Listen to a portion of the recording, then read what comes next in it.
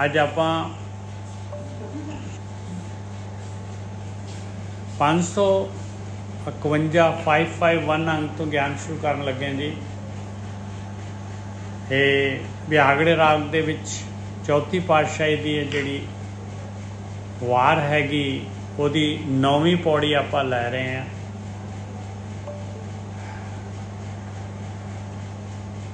श्लोक महला तीजा। शेखा अंदरों जोर छड़, अंदरों जोर छड़ तू भौ घर चल गवाए। शेख कहंदे आ बई चंगा इंसान जिहड़े धार्मिक इंसान हुंदे उन्हां नूं ये शेख काफ़ी उच्चा जिहड़ा हैगा वो उन्हां दा खिताब हुंदा है। जिवें शेख फरीद जी कहंदे शेखा अंदरों जोर छड़ तू, कहंदे अपने अंदरों जिहड़ा हैगा अपनी हौमे जिहड़ी हैगी तेरी अपनी मत जिहड़ी हैगी आ उहनूं ड्रॉप कर, पाओ कर और अपने अंदर उस मालक परमात्मा दा भै कर। मालक तेरे नाल आ, हाजिर है मालक और सारा करन कराउण वाला मालक परमात्मा हैगा। चल गवाए, कहंदे तू झल्लापुणा छड़ दे। ये जिहड़ा अंदरों तू जोर कर रहा आ, तेरा मन जिहड़ा हैगा ये मनमत जिहड़ी हैगी छड्डदा नहीं हैगा, इहनूं छड्ड। शेखा अंदरों जोर छड्ड तू पाओ कर, तू भै कर परमात्मा दा। जां हुण परमात्मा दा भै किवें करिए? कहंदे गुरु दा भै कर। गुरु दा भै किवें करिए? जो गुरु दी बाणी, गुरु दी मत, आ गुरु दी मत हैगी, ये जो कह रही आ इहदे अनुसार अपने आप आपां चलीए। चल गवाए, कहंदे झल्ला पुणा जिहड़ा हैगा छड्ड दे। झल्ला पुणा आ तेरा, इहदे नाल तैनूं नुकसान होएगा। इहदे नाल तेरी मनमत जिहड़ी हैगी इहदे नाल तूं जिहड़ा हैगा परमारथ दे रस्ते ते आत्मा दी यात्रा नहीं कर पाएगा, अपने आप नूं नहीं जिहड़ा बुझ पाएगा। शेखा अंदरों जोर छड्ड तूं पाओ कर चल गवाए। गुर कै भै केते निस्तरे, भै विच निरभौ पाए। कहंदे देख तैनूं निरभौ चाहिदा है मालक परमात्मा। आत्म तल ते जीना चाहुंदा है तू, आत्म प्रगट करना चाहुंदा है आत्मा नूं। कहंदे फिर गुरु दा भै करना पऊगा। और किन्ने जिहड़े हैगे गुरु दे भै दे विच रह के, इस बाणी दा भै दे विच रह के इस संसार समुंदर तो तर गए। अपने मन नूं जिहड़ा हैगा किन्नियां ने जिहड़ा हैगा जित लिया अपने मन नूं। गुर कै भै केते निस्तरे, भै विच निरभौ पाए। और निरभौ परमात्मा जिहड़ा हैगा वो भी भै दे विच ही मिलदा है। वो निरभौ हैगा, उहनूं किसी दा भै नहीं हैगा। जिहड़ा मालक दे भै दे विच, जिहड़ा मालक परमात्मा दा भै करदा है, कहंदे वो भी निरभौ हो जाता है भाई। मन कठोर, मन जिहड़ा हैगा अपना कठोर हैगा, ये नहीं सुनदा भाई। ये किसी का दर्द जिहड़ा हैगा अपना नहीं महसूस करता। और ये गुरबाणी इधरों सुनता है उधर कढ़ दिंदा है। मन कठोर शब्दे भेद तू, कहंदे शब्द दे नाल ये कठोर मन नूं विन दे। मन कठोर तू, मन कठोर शब्दे भेद तू, शांत वसै मन आए। तां तेरे अंदर शांति आएगी। मन दे विच पहला शांति आउणी लाजमी हैगी। सब तो पहला आपां नूं इस शब्दां दा, गुरु दी मत दा भै आउणा चाहीदा है। इस बाणी दा भै आऊगा आपां नूं, जो बाणी कह रही आ ते अपने अंदर शांति आएगी। बाणी दे नाल आपां जुड़ांगे, अपने अंदर शांति आएगी। मन कठोर जिहड़ा हैगा इस शब्द दे नाल, इस बाणी दे नाल, ध्यान सिमरन दे नाल ही वेधया जाना है। ਮਨ ਕਠੋਰ ਸ਼ਬਦੇ ਭੇਦ ਤੂੰ ਸ਼ਾਂਤ ਵਸੈ ਮਨੇ ਆਏ। ਮਨ ਦੇ ਵਿੱਚ ਸ਼ਾਂਤੀ ਵਸ ਜਾਏਗੀ।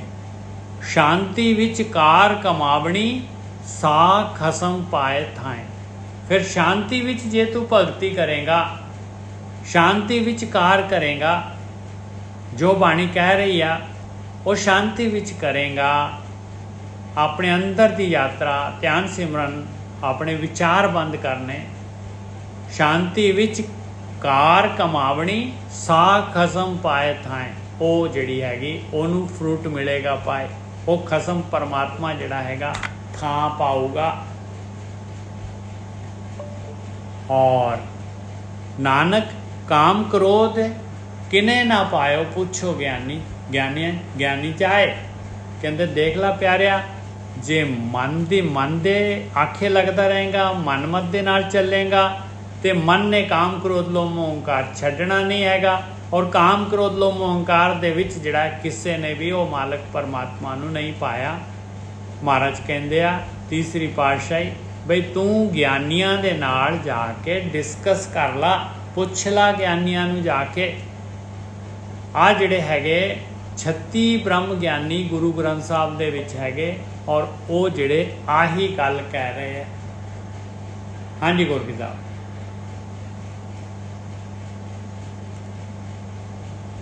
ਹਾਂਜੀ ਨਿੱਜਰ ਸਾਹਿਬ ਬਹੁਤ ਵਧੀਆ। ਸਭ ਤੋਂ ਪਹਿਲਾਂ ਤੇ ਅਸੀਂ ਕਹਿੰਦੇ ਹਾਂ ਕਿ ਮਾਤਾ ਜੀ ਨੂੰ ਤੰਦਰੁਸਤੀ ਮਿਲੇ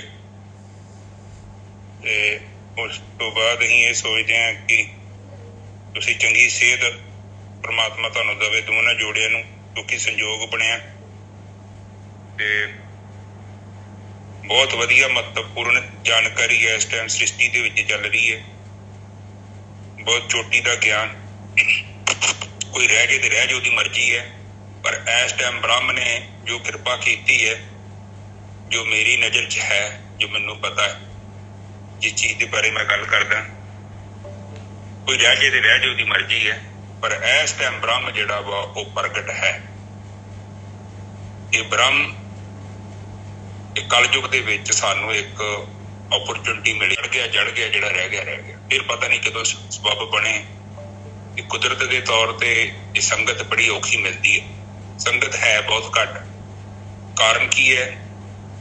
ਜੇ ਥੋੜਾ ਬਹੁਤਾ ਕੋਈ ਉੱਠਣ ਦੀ ਕੋਸ਼ਿਸ਼ ਵੀ ਕਰਦਾ ਹੈ ਤੇ ਪ੍ਰਕਿਰਤੀ ਦੇ ਵਿੱਚ ਏਦਾਂ ਦੇ ਲਾਅ ਐਂਡ ਗ੍ਰੈਵਿਟੇਸ਼ਨ ਹੈ, ਉਹ ਬੰਦੇ ਨੂੰ ਥੱਲੇ ਨੂੰ ਪੁੱਲ ਕਰ ਲੈਂਦੀ ਹੈ। ਇਸ ਕਰਕੇ ਬਹੁਤ ਪਵਿੱਤਰ ਸੋਲ ਚਾਹੀਦੀ ਹੈ, ਬਹੁਤ ਹਾਈਲੀ ਡਿਮਾਂਡਡ ਬਾਏ ਪਰਮਾਤਮਾ। ਉਹ ਇਸੇ ਲਈ ਬਣ ਕੇ ਕਹਿੰਦੀ ਹੈ ਕੋਟਨ ਮੇਕ, ਕਿਉਂ ਇਹ ਕੋਟਾਂ ਦੇ ਵਿੱਚ ਇੱਕ, ਕਿਉਂਕਿ ਉਹ ਕੰਮ ਏਦਾਂ ਦਾ। ਔਰ ਪਰਮਾਤਮਾ ਦਾ ਸਵਾਲ ਹੈ, ਉਹਨੂੰ ਆਪਾਂ ਹੱਲ ਕਰਨਾ ਹੈ ਔਰ ਇਹ ਗਰੰਟੀ ਹੈ ਆਪਾਂ ਪੱਕਾ ਉਹਨੂੰ ਹੱਲ ਕਰਕੇ ਜਾਵਾਂਗੇ। आपने जैसा पहले तुक बोल दो मैनू।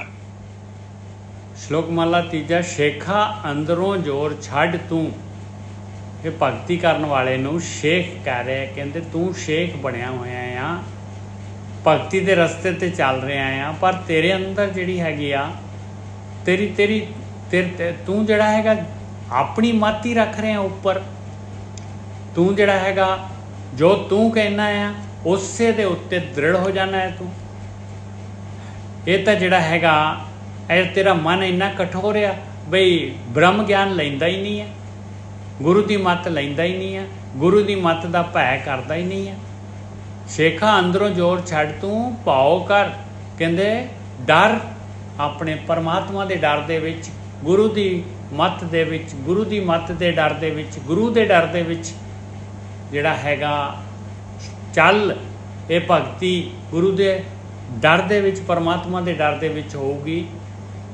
झल गवाए अपनी अपना झल्लापुणा जिहड़ा हैगा, ये जिहड़ा हैगा मन जिहड़ा तेरा कठोर हैगा, ये अपना जोर तेरे अंदर जिहड़ा हैगा अपनी अपने आप नूं तू समझ रहा है बई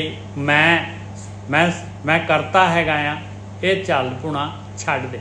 हाँ जी बेटी ठीक है जी। साध संगत जी, अज की विचार करन तो पहला मैं थोड़ी जी विचार करांगा तुहाडे नाल। बाणी दे विच एक तुक आउंदी है, निज्जर साहब ਉਹ तुक बोलदे हो, खेत शरीर जो बीजिया, खेत शरीर जो बीजिए सो अंत खलोया आए। हाँ जी बेटा। ਹਾਂਜੀ ਠੀਕ ਹੈ। ਕਰਮ ਦੇ ਬਾਰੇ ਗੱਲ ਕਰਾਂਗੇ ਜੀ। ਅੱਜ ਦੀ ਕਥਾ ਜਿਹੜੀ ਸਾਰੀ ਹੈ ਉਹ ਕਰਮ ਦੇ ਦੁਆਰਾ ਘਿਰੀ ਜਾਵੇਗੀ। ਕਰਮ ਕੀ ਹੈ, ਬੰਦਾ ਕਿੱਦਾਂ ਕਰਦਾ ਹੈ, ਫਿਰ ਕਰਮ ਦੇ ਵਿੱਚ ਗੁਰੂ ਜੀ ਕਿਉਂ ਕਹਿ ਕੇ ਗਏ ਨੇ ਕਿ ਸਰੀਰ ਰੂਪੀ ਜਿਹੜਾ ਖੇਤ ਹੈ, ਜਦੋਂ ਇਹ ਤੂੰ ਕਰਮ ਰੂਪੀ ਬੀਜ ਬੀਜੇਗਾ ਕਿ ਉਹਨੇ ਉਗਣਾ। ਇਹ ਬੜੀ ਤੜੀ ਗੱਲ ਹੈ ਕਿ ਹਰ ਇੱਕ ਚੀਜ਼ ਜਿਹੜੀ ਆ ਉਹ ਕਰਮ ਦੇ ਅਧੀਨ ਆ। ਸਿੱਧੂ ਸਾਹਿਬ ਨੇ ਕੋਈ ਕਰਮ ਕੀਤਾ ਸੀ ਪਹਿਲਾਂ, ਨਵਜੋਤ ਸਿੰਘ ਸਿੱਧੂ ਸਾਹਿਬ ਨੇ, ਤੇ ਉਹ ਕਰਮ ਜਿਹੜਾ ਵੇਖੋ ਇਸ ਉਮਰ 'ਚ ਜਾ ਕੇ ਪ੍ਰਗਟ ਹੋ। ਦੇਖ ਲਓ ਕਿੰਨੇ ਸਾਲਾਂ ਬਾਅਦ, ਮੈਂ ਸੋਚਦਾ 15-20 ਸਾਲ ਬਾਅਦ ਹੋ ਗਏ ਹੋਣੇ। ਹਾਂ, ਆਪ ਜਸਟ ਸੋਚੋ, ਜੇਕਰ ਆਪਾਂ ਕੋਈ ਕਰਮ ਕਰਦੇ ਹਾਂ, ਦੇਖੋ ਆਪਾਂ ਕੋਈ ਕਰਮ ਕਰਨਾ ਹੈ, ਛੋਟਾ ਜਿਹਾ ਕਰਮ ਕੀਤਾ ਹੈ, ਉਹਦਾ ਫਲ ਉਸੇ ਵਕਤ ਕਈ ਵਾਰੀ ਮਿਲ ਜਾਂਦਾ।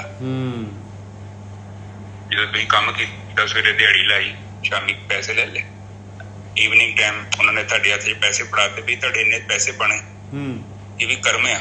ਬਿਲਕੁਲ। ਪਰ ਕਰਮ, ਕਈ ਕਰਮ ਏਦਾਂ ਦੇ ਨੇ ਜਿਹੜੇ ਸੰਸਾਰ ਨੂੰ ਨਹੀਂ ਪਤਾ ਲੱਗਦਾ, ਤੁਹਾਨੂੰ ਪਤਾ ਹੈ। ਉਹ ਗਹਿਰੇ ਤੁਹਾਡੇ ਅੰਦਰ ਹੈਗੇ ਨੇ ਔਰ ਤੁਹਾਨੂੰ ਚੰਗੀ ਤਰ੍ਹਾਂ ਪਤਾ ਕਿ ਮੈਂ ਉਹ ਕੀਤੇ। ਬਿਲਕੁਲ। ਹੁਣ ਉਹ ਜਿਹੜੇ ਕਰਮ ਕੀਤੇ ਨੇ, ਉਹ ਕਰਮ ਜਿਹੜੇ ਸੰਚਿਤ ਹੋ ਜਾਂਦੇ ਨੇ ਸਾਡੇ ਚਿੱਤ ਦੇ ਵਿੱਚ, ਸਾਡੇ ਕਾਰਨ ਸਰੀਰ ਦੇ ਵਿੱਚ। ਫਿਰ ਇੱਕ ਸਮਾਂ ਆਉਂਦਾ ਹੈ, ਪਾਣੀ ਚ ਕਿਹਾ ਖੇਤ ਸਰੀਰਾ ਜੋ ਬੀਜਿਆ ਅੰਤ ਖਲੋਇਆ ਹੈ। ਬਿਲਕੁਲ ਗੋਰਖੀ ਸਾਹਿਬ ਦੇਖ ਲਓ, ਅੰਤ ਖਲੋ ਕੇ। ਹਾਂਜੀ, ਜਿਹੜੇ ਆਪਾਂ ਜਿਹੜੇ ਹੈਗੇ ਕਈ ਬੂਟੇ ਹੁੰਦੇ ਆ, ਉਹ ਜਿਹੜੇ ਹੈਗੇ ਸਾਲ ਦੇ ਬਾਅਦ ਹੀ ਫਲ ਦੇ ਦਿੰਦੇ ਆ, ਕਈ 2 ਸਾਲ 3 ਸਾਲ ਜਿਹੜੇ ਹੈਗੇ। ਇਹ ਦੇਖ ਲਓ ਅੰਬ ਜਿਹੜਾ, ਜਾਮਣ ਜਿਹੜੀ 10 ਸਾਲ ਬਾਅਦ ਫਲ ਦੇ ਦਿੰਦੀ ਹੈ, ਬਾਕੀ ਜਿਹੜੇ ਇਮਲੀ ਜਿਹੜੀ ਹੈ 30 ਸਾਲ ਬਾਅਦ ਫਲ ਦਿੰਦੀ ਹੈ। ਤੇ ਕਰਮ ਜਿਹੜਾ ਕੀਤਾ ਹੋਇਆ ਆ ਉਹਨੇ ਕਦੋਂ ਫਲੀਭੂਤ ਹੋਣਾ ਹੈ ਇਹ ਮਾਲਕ ਜਾਣਦਾ ਹੈ, ਪਰ ਉਹਨੇ ਫਲੀਭੂਤ ਹੋਣਾ ਜ਼ਰੂਰ ਹੈ। ਹਾਂਜੀ ਹਾਂ, ਉਹ ਵੀ ਇੱਕ ਬਹੁਤ ਵੱਡੀ ਵਧੀਆ ਉਦਾਹਰਨ ਦਿੱਤੀ ਤੁਸੀਂ ਕਿ ਜਿੱਦਾਂ ਮਤਲਬ ਕੋਈ ਕਰਮ ਹੈ ਤੁਸੀਂ ਕੀਤਾ ਤੇ ਹੁਣੇ ਫਲੀਭੂਤ ਹੋ ਗਿਆ। ਜਿੱਦਾਂ ਫਲ ਦੇ ਉੱਤੇ ਵੇਖੋ, ਕਈ ਫਲ ਜਿਹੜੇ ਹੁੰਦੇ ਨੇ ਉਹ ਉਹਨਾਂ ਨੂੰ ਟਾਈਮ ਬਹੁਤ ਲੱਗਦਾ। ਬਿਲਕੁਲ, ਫਲੀਭੂਤ ਹੋਣ ਲਈ। ਔਰ ਇਹ ਚੀਜ਼ ਨੂੰ ਆਪ ਪਲੀਜ਼ ਨੋਟ ਕਰੋ, ਕੋਈ ਛੋਟਾ ਮੋਟਾ ਕਰਮ ਹੁੰਦਾ ਉਹ ਜਿੱਦਾਂ ਥੋੜੀ ਜਿਹੀ ਗੋਭੀ ਖਾ ਲਈ, ਆਲੂ ਖਾ ਲਏ, ਮਿੱਟੀ ਪੈ ਗਈ। ਪਰ ਕਈ ਕਰਮ ਏਦਾਂ ਦੇ ਖਤਰਨਾਕ ਹੁੰਦੇ ਨੇ, ਅੰਗੂਰਾਂ ਦੀ ਵੇਲ ਵਾਂਗੂ ਹੁੰਦੇ ਨੇ, ਉਹਨੂੰ ਫਲ ਲੱਗਣਾ ਹੁੰਦਾ। ਬਿਲਕੁਲ। ਉਹ ਫਿਰ ਖਤਮ ਨਹੀਂ ਹੁੰਦੀ ਵੇਲ। ਉਹ ਡਿਪੈਂਡ ਹੈ ਕਿ ਆਪਾਂ ਕਿੱਦਾਂ ਦਾ ਨੀਚ ਕਰਮ ਕੀਤਾ। ਇਹ ਡਿਪੈਂਡ ਆ ਆਪਾਂ ਕਿਹੋ ਜਿਹਾ ਨੀਚ ਕਰਮ ਕਰ ਰਹੇ ਹਾਂ।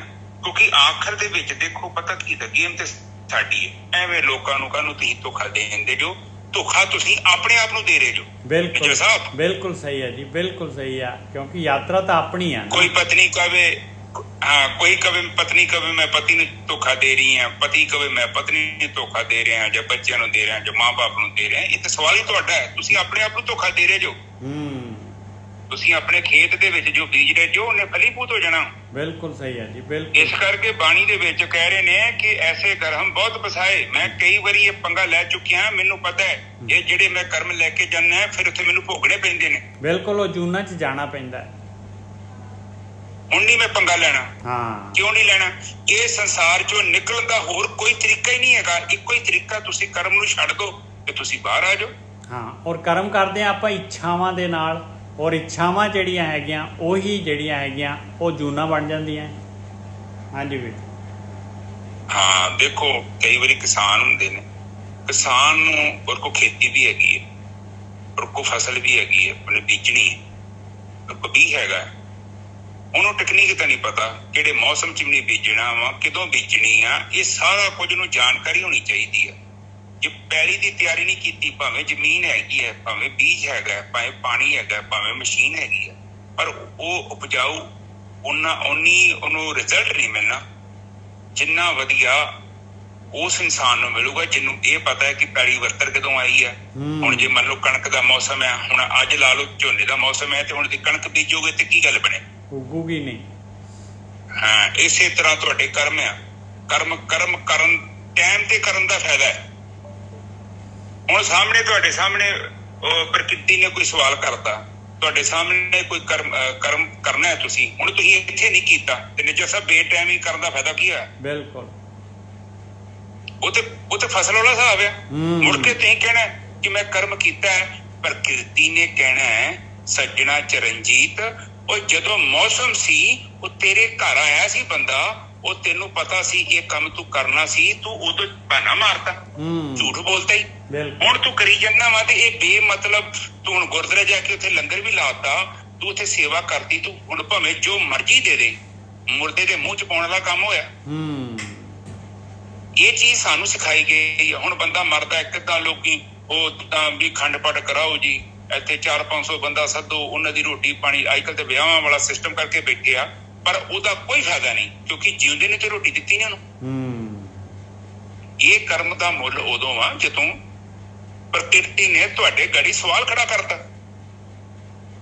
ਹੁਣ ਜੇ ਤੁਸੀਂ ਸਵਾਲ ਹੱਲ ਕਰਦੇ ਜੋ ਤੇ ਤੁਸੀਂ ਭਵ ਸਾਗਰ ਤੋਂ ਪਾਰ ਲੰਘ ਜਾਣਾ ਵਾ। ਬਿਲਕੁਲ, ਕਰਮ ਕੋਈ ਮਾਮੂਲੀ ਚੀਜ਼ ਨਹੀਂ ਆ ਮਿੱਤਰ ਸਾਹਿਬ। ਬਿਲਕੁਲ ਟੈਸਟ ਹੈ ਆਪਣਾ, ਕਰਮ ਤੇ ਬੰਧਨ ਹੈ। ਔਰ ਕਰਮ ਦੇ ਵਿੱਚ ਸਾਰਾ ਕੁਝ ਫਸਿਆ ਹੋਇਆ ਹੈ। ਹੁਣ ਦੇਖੋ, ਮਿਹਨਤ ਕਰਨ ਤੇ ਮਿਹਨਤ ਦੇ ਸਹੀ ਤਰੀਕੇ ਨਾਲ ਕਰਨ ਚ ਵੀ ਬੜਾ ਫਰਕ ਹੈ। ਹੁਣ ਕਈ ਵਾਰੀ ਵੇਖੋ ਤੁਸੀਂ, ਜੇ ਤੁਹਾਨੂੰ ਗਿਆਨ ਹੀ ਨਹੀਂ ਹੈਗਾ, ਤੁਸੀਂ ਕੋਈ ਕੰਮ ਛੋਹ ਕੇ ਵੇਖ ਲਓ, ਉਹ ਕੰਮ ਪੂਰਾ ਹੀ ਨਹੀਂ ਹੋਣਾ, ਕਿਉਂਕਿ ਗਿਆਨ ਹੀ ਨਹੀਂ ਹੈਗਾ। ਕਈ ਬੰਦੇ ਕੰਮ ਚਾਲੂ ਕਰਦੇ ਨੇ, ਉਹ ਕੰਮ ਉਹਨਾਂ ਦਾ ਸੈੱਟ ਨਹੀਂ ਪੈਂਦਾ। ਕਈ ਵਾਰੀ ਗੇਮ ਏਦਾਂ ਦੀ ਹੁੰਦੀ ਆ, ਤੁਹਾਨੂੰ ਸਾਰਾ ਗਿਆਨ, ਤੁਹਾਡੀਆਂ ਸਾਰੀਆਂ ਚਲਾਕੀਆਂ, ਤੁਸੀਂ ਬਹੁਤ ਇੰਟੈਲੀਜੈਂਟ, ਤੁਹਾਡੇ ਕੋਲ ਸਾਰੇ ਸੋਰਸ, ਪਰ ਜਦੋਂ ਤੁਸੀਂ ਕਰਮ ਕਰਦੇ ਜੋ, ਕੰਮ ਕਰਦੇ, ਕੋਈ ਕਾਰੋਬਾਰ ਖੋਲਦੇ, ਉਹ ਫਲੀ ਭੂਤ ਨਹੀਂ ਹੁੰਦਾ। ਉਹਦਾ ਵੀ ਕਾਰਨ ਆ ਖੁਦ ਤੁਹਾਡੇ ਸੰਸਕਾਰ। ਤੇ ਕਈ ਬੰਦੇ ਏਦਾਂ ਦੇ ਵੀ ਹੁੰਦੇ ਆ, ਉਹ ਲੱਲੂ ਕਰੇ ਕਬੱਲੀਆਂ ਤੇ ਨੱਜੇ ਸਾਹਿਬ ਰੱਬ ਸਿੱਧੀਆਂ ਪਾਵੇ, ਉਹਨੂੰ ਗਿਆਨ ਹੀ ਨਹੀਂ ਹੁੰਦਾ। ਬਿਲਕੁਲ, ਪਰ ਉਹਦੇ ਕਰਮ ਬੜੇ ਪਾਵਰਫੁਲ ਹੁੰਦੇ ਆ। ਉਹ ਕੁਝ ਵੀ ਕਰੂਗਾ, ਉਹ ਮਿੱਟੀ ਨੂੰ ਹੱਥ ਪਾਉਂਦਾ ਸੋਨਾ ਬਣ ਜਾਂਦਾ। ਤੇ ਜੇ ਤੁਹਾਡਾ ਸੋਨੇ ਨੂੰ ਤੁਸੀਂ ਹੱਥ ਪਾਇਆ ਤੇ ਮਿੱਟੀ ਬਣਦੀ ਆ, ਇਹਦਾ ਮਤਲਬ ਕੁਛ ਨਾ ਕੁਛ ਤੁਹਾਡੇ ਪਿੱਛੇ ਗੜਬੜ ਹੋ ਗਈ ਹੈ। ਬਿਲਕੁਲ, ਔਰ ਉਹਦੇ ਕਰਕੇ ਉਹ ਚੀਜ਼ ਸਾਹਮਣੇ ਆ ਗਈ ਹੈ, ਤੁਹਾਡੇ ਸਾਹਮਣੇ, ਤੁਹਾਡੇ ਖੇਤ ਚ ਉਗ ਰਹੀ ਹੋ। ਇਸ ਕਰਕੇ ਬਾਣੀ ਕਹਿੰਦੀ ਆ ਥੋੜਾ ਧਿਆਨ ਨਾਲ ਜੀਵਨ ਨੂੰ ਬਤੀਤ ਕਰੋ। ਭੈ ਦਾ ਮਤਲਬ ਇੱਥੇ ਇੰਨਾ ਵਾ ਕਿ ਸੱਜਣਾ, ਤੂੰ ਸੁਪਰਵਾਈਜ਼ ਕੀਤਾ ਜਾ ਰਿਹਾ, somebody watching you, ਔਰ ਤੇਰੇ ਅੰਦਰ ਬੈਠਾ ਹੈ ਉਹ ਚੇਤਨ ਦੇ ਰੂਪ ਚ, ਉਹ ਤੈਨੂੰ ਦੇਖ ਰਿਹਾ, ਤੇਰੀ ਇੱਕ ਇੱਕ ਹਰਕਤ ਨੂੰ ਦੇਖ ਰਿਹਾ।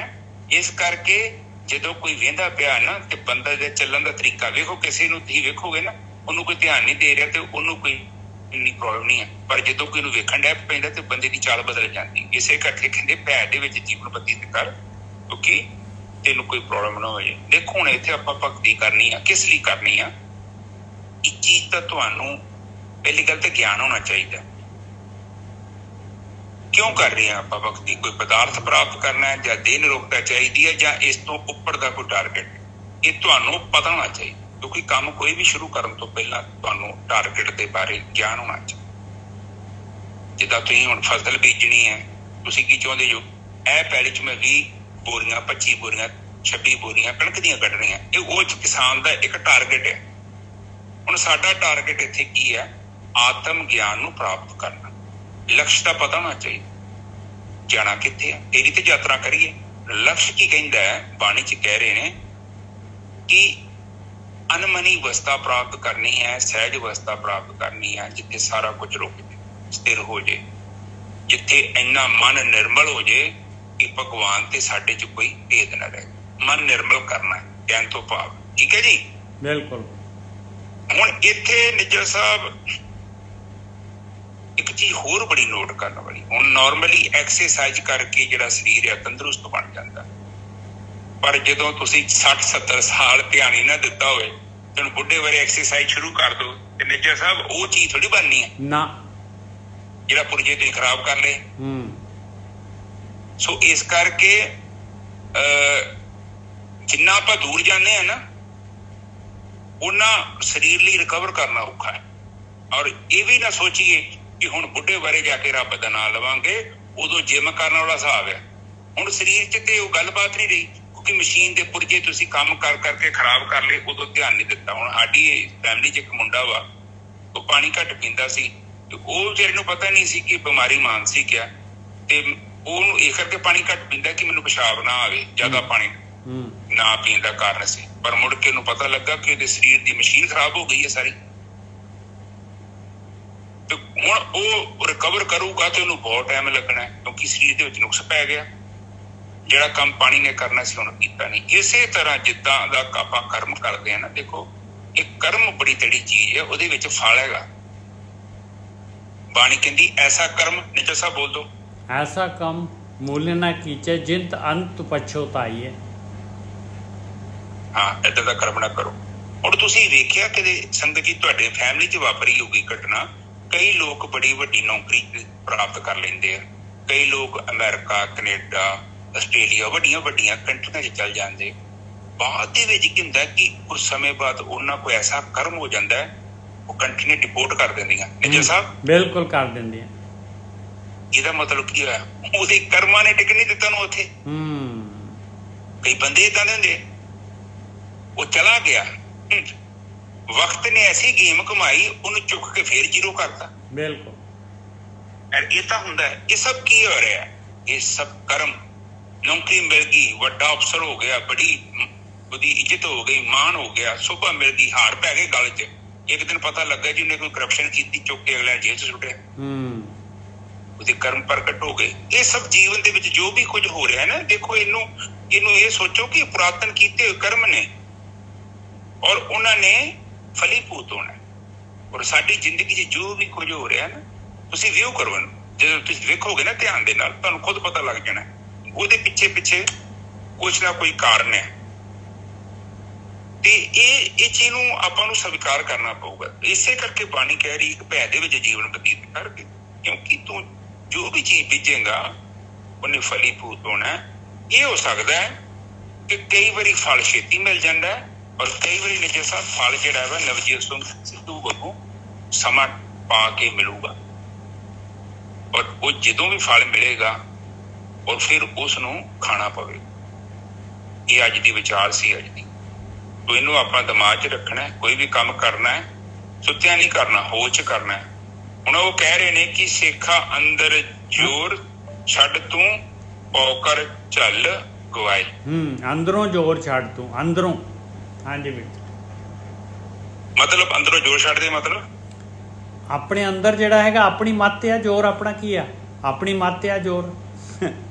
ਧੱਕਾ ਆਪਣੀ ਮੱਤ ਦੇ ਨਾਲ ਵੀ ਜੋ ਇਨਸਾਨ ਜੋ ਸੋਚ ਰਿਹਾ ਹੈ ਖੁਦ, ਔਰ ਉਹ ਹੀ ਕਹਿੰਦਾ ਕਿ ਮੈਂ ਤਾਂ ਇਹੀ ਸਹੀ ਹੈਗਾ ਔਰ ਇਹੀ ਕਰਨਾ ਹੈ ਮੈਂ। ਉਹ ਦੂਸਰੇ ਦੀ ਮੱਤ ਲੈਂਦਾ ਨਹੀਂ ਹੈ, ਗੁਰੂ ਦੀ ਮੱਤ ਲੈਂਦਾ ਨਹੀਂ ਹੈ, ਔਰ ਮਾਲਕ ਦਾ ਖੌਫ ਨਹੀਂ ਹੈ ਉਹਨੂੰ, ਬਈ ਜੋ ਮੈਂ ਕਰ ਰਿਹਾ ਆ ਇਹਦਾ ਮੈਨੂੰ ਫਲ ਮਿਲਣਾ ਹੈ। ਹਾਂਜੀ ਬਿਲਕੁਲ। ਹਾਂ, ਬਿਲਕੁਲ ਠੀਕ ਹੈ। ਹੁਣ ਉਹ ਜੋ ਵੀ ਬੰਦਾ ਹੈ, ਉਹ ਮੰਨ ਲਓ ਲਾਅ ਆਫ ਨੇਚਰ ਨੂੰ ਇਗਨੋਰ ਕਰ ਰਿਹਾ ਹੈ, ਜੋ ਕੁਦਰਤ ਦਾ ਨਿਯਮ ਹੈ ਉਹਨੂੰ ਉਹਦੀ ਕਦਰ ਨਹੀਂ, ਉਹਨੂੰ ਪਰਵਾਹ ਨਹੀਂ ਕਰ ਰਿਹਾ। ਫਿਰ ਕਹਿੰਦੇ ਆ ਕਿ ਤੂੰ ਆਪਣੀ ਬੇਵਕੂਫੀ ਦੀ ਜਿਹੜੀ ਬੁੱਧੀ ਹੈ, ਤੇਰੀ ਇੱਕ ਬੇਵਕੂਫ ਬੁੱਧੀ ਹੈ, ਕੁਬੁੱਧੀ ਹੈ, ਬੁੱਧੀ ਨਹੀਂ ਕਹਿ ਸਕਦੇ, ਕੁਬੁੱਧੀ ਹੈ। ਬਿਲਕੁਲ। ਜੇ ਤੂੰ ਉਹਦੀਆਂ ਜ਼ਿਆਦਾ ਗੱਲਾਂ ਸੁਣੇਗਾ ਤੇ ਫਿਰ ਇੱਕ ਸਮਾਂ ਆਊਗਾ, ਕਈ ਲੋਕ ਤੁਸੀਂ ਵੇਖੋਗੇ ਨਾ ਆਪਣੇ ਘਰਾਂ ਨੂੰ, ਚੰਗੇ ਭਲੇ ਵਸਦੇ ਘਰਾਂ ਨੂੰ ਅੱਗ ਲਾ ਲੈਂਦੇ, ਕੇਵਲ ਆਪਣੀਆਂ ਇੰਦਰੀਆਂ ਦੇ ਭੋਗਾਂ ਦੇ ਰਾਹੀਂ। ਔਰ ਇਹ ਬਹੁਤ ਵੱਡੇ ਲੈਵਲ ਤੇ ਬਿਮਾਰੀ ਫੈਲੀ ਹੋਈ। ਹੁਣ ਉਹ ਐਸਾ ਬੰਦਾ ਝੱਲਪੁਣਾ ਕਰਕੇ ਮੁੜ ਕੇ ਕੱਲ ਨੂੰ ਉਹ ਪਛਤਾਉਂਦਾ ਵੀ, ਤੇ ਨਿੱਜਰ ਸਭ ਉਹ ਚੀਜ਼ ਵਾਪਸ ਥੋੜੀ ਮਿਲਦੀ ਨਹੀਂ, ਉਹ ਤੇ ਖਤਮ ਹੋ ਗਈ ਹੈ। ਔਰ ਫਿਰ ਉਹ ਕੋਈ ਰਸਤੇ ਹੀ ਏਦਾਂ ਦੇ ਹੁੰਦੇ ਨੇ ਕਿ ਉਹ ਕੋ ਵਿਚਾਰੇ ਕੋ ਵਾਪਸ ਜਾਣ ਲਈ ਰਾਹ ਹੀ ਨਹੀਂ ਹੈਗਾ। ਕਿਉਂਕਿ ਉਹ ਕਈ ਵਾਰੀ ਆਪਾਂ ਏਦਾਂ ਦੀ ਜ਼ਿੰਦਗੀ ਬਤੀਤ ਕਰ ਲੈਂਦੇ ਆ। ਔਰ ਸਭ ਤੋਂ ਵੱਡੀ ਗੱਲ ਹੈ ਨਿੱਜਰ ਸਾਹਿਬ, ਜਿਹੜੀ ਵੀ ਚੀਜ਼ ਆਪਾਂ ਕਰਦੇ ਆ ਉਹਨੂੰ ਮੇਟਿਆ ਨਹੀਂ ਜਾ ਸਕਦਾ। ਬਿਲਕੁਲ। ਅਮਿਟਿਆ ਹੈਗਾ ਕਰਮ। ਤੇ ਇੱਥੇ ਅਗਲੀ ਤੋਂ ਬੋਲੋ ਨਿੱਜਰ ਸਾਹਿਬ। ਕਹਿੰਦੇ ਗੁਰ ਕੈ ਭੈ ਕੇਤੇ ਨਿਸਤਰੇ। ਗੁਰੂ ਦਾ ਭੈ ਕੀ ਹੈਗਾ? ਬਈ ਆਪਣੀ ਮੱਤ ਛੱਡਣੀ, ਝੱਲ ਗਵਾ ਦੇਣੀ, ਅੰਦਰੋਂ ਜ਼ੋਰ ਆਪਣਾ ਛੱਡ ਦੇਣਾ, ਤੇ ਗੁਰੂ ਦੀ ਮੱਤ ਤਾਂ ਹੀ ਤਾਂ ਰਿਪਲੇਸ ਹੋਏਗੀ। ਜੇ ਆਪਣੀ ਮੱਤ ਹੀ ਆਪਾਂ ਨਹੀਂ ਛੱਡਾਂਗੇ, ਗੁਰੂ ਦੀ ਮੱਤ ਤਾਂ ਜਿਹੜੀ ਹੈਗੀ ਉਹਨੇ ਤਾਂ ਕੁਝ ਕਰਨਾ ਹੀ ਨਹੀਂ ਹੈ। ਉਹ ਤਾਂ ਮਨ ਕਠੋਰ ਆ, ਗੁਰੂ ਦੀ ਮੱਤ ਤਾਂ ਲੈ ਹੀ ਨਹੀਂ ਰਿਹਾ, ਉਹ ਮਨ ਲੈਣੀ ਨਹੀਂ ਉਹਨੇ ਗੁਰੂ ਦੀ ਮੱਤ।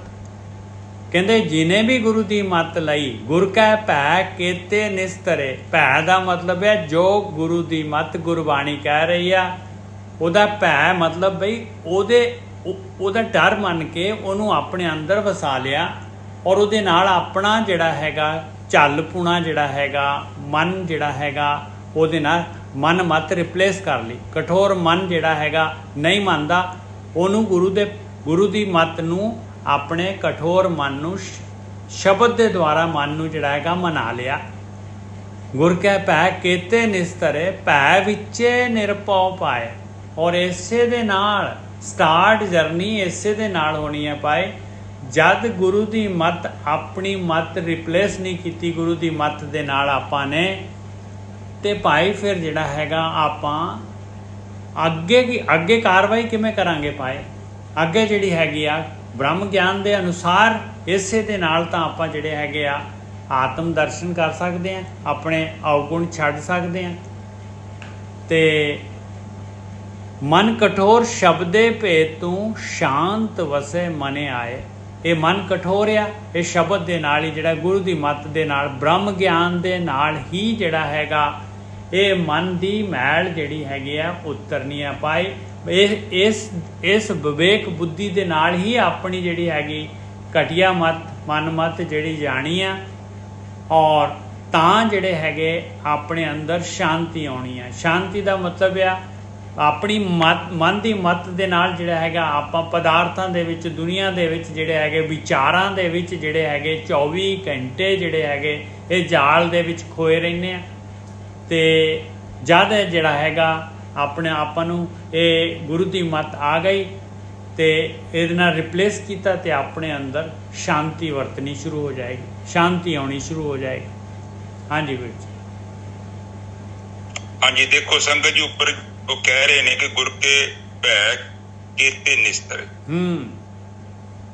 ਦੇਖੋ ਜਦੋਂ ਤੁਸੀਂ ਭੈ ਚ ਆ ਗਏ ਤੇ ਤੁਹਾਡੇ ਕਰਮ ਆਪਣੇ ਆਪ ਹੀ ਸਹੀ ਹੋ ਜਾਣੇ ਤੇ ਤੁਸੀਂ ਤਰ ਜਾਣਾ। ਬਿਲਕੁਲ ਬਿਲਕੁਲ ਤਰ ਜਾਣਾ, ਕਿਉਂਕਿ ਜਦੋਂ ਤੁਹਾਨੂੰ ਭੈ ਹੀ ਨਹੀਂ ਹੈਗਾ, ਤੁਸੀਂ ਵੇਂਦੇ ਨਹੀਂ ਪਏ ਕਿ ਕੀ ਸਹੀ ਕੀ ਗਲਤ, ਤੁਹਾਡੀ ਬੁੱਧੀ ਦੇ ਅੰਦਰ ਇੰਨੀ ਪਾਵਰ ਹੀ ਨਹੀਂ ਹੈਗੀ ਜੋ ਤੁਹਾਨੂੰ ਇਹ ਗਿਆਨ ਕਰਾ ਸਕੇ ਸਹੀ ਕੀ ਹੈ ਤੇ ਗਲਤ ਕੀ ਹੈ।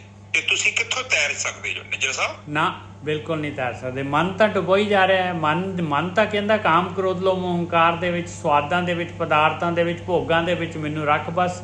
ਉਹ ਤਾਂ ਕਹਿੰਦਾ ਮੈਨੂੰ ਹਾਂਜੀ ਵੀਰ ਨਿੱਜਰ ਸਾਹਿਬ, ਮਾੜੇ ਕਰਮ ਪੱਥਰਾਂ ਵਾਂਗੂ ਕੰਮ ਕਰਦੇ ਆ ਕਿਸ਼ਤੀ ਦੇ ਵਿੱਚ। ਬਿਲਕੁਲ ਪੱਥਰਾਂ ਵਾਂਗੂ ਕਰਦੇ ਆ, ਬਸ ਡੁਬਾ ਦਿੰਦੇ ਆ ਕਿਸ਼ਤੀ ਨੂੰ। ਬਿਲਕੁਲ ਸਹੀ ਹੈ ਜੀ। ਹਾਂ, ਤੁਸੀਂ ਕਿਨਾਰੇ ਤੇ ਜਦੋਂ ਕਿਸ਼ਤੀ ਪਾਣੀ 'ਚ ਸੁੱਟੀ ਨਾ ਤੇ ਜੇ ਪੱਥਰ ਜਾਂਦੇ ਨੇ ਤੇ ਤੁਹਾਡੀ ਕਿਸ਼ਤੀ ਨੂੰ ਛਾਲ ਨੇ ਡੋਬ ਦੇਣਾ, ਅੱਗੇ ਨਹੀਂ ਜਾ ਸਕਦੇ। ਹਾਂ, ਇਸ ਕਰਕੇ ਲਾਈਟ ਵੇਟ ਹੋਣਾ ਬੜਾ ਜ਼ਰੂਰੀ ਆ। ਇਸ ਕਰਕੇ ਕਰਮਾਂ ਦਾ ਬੋਝ ਨਾ ਚੁੱਕੋ। ਹਜੇ ਵੀ ਆਪਣੇ ਕੋਲ ਟਾਈਮ ਹੈਗਾ, ਰਿਵਰਸ ਕਰ ਸਕਦੇ ਆ। ਆਪਾਂ ਨੂੰ ਜਿਹੜੇ ਕੀਤੇ ਆ ਉਹ ਤੇ ਨਹੀਂ ਬਦਲ ਸਕਦੇ, ਜਿਹੜੇ ਹੁਣ ਕਰ ਰਹੇ ਆ ਉਹ ਤੇ ਸਹੀ ਕਰੀਏ। ਮਾਲਕ ਕਹਿੰਦਾ ਤੂੰ ਸਹੀ ਕਰਮ, ਤੂੰ ਭੈ ਦੇ ਵਿੱਚ ਚੱਲਣਾ ਸ਼ੁਰੂ ਕਰ ਦੇ। ਮੈਂ ਤੇਰਾ ਜਿਹੜਾ ਹੈਗਾ ਪਿਛਲਾ ਜਿਹੜਾ ਹੈਗਾ ਪਿਛਲੇ ਕਰਮਾਂ ਦਾ ਜਿਹੜਾ ਸਾਰਾ ਦਾ ਸਾਰਾ ਜਿਹੜਾ ਹੈਗਾ ਉਸ ਤੇ ਮੈਂ ਕਾਟੀ ਮਾਰ ਦੇਣਾ। ਬਸ ਗਾਰੰਟੀ ਦੇ ਮੈਨੂੰ ਵੀ ਤੂੰ ਹੁਣ ਮੰਦੇ ਕਰਮ ਨਹੀਂ ਕਰੇਗਾ।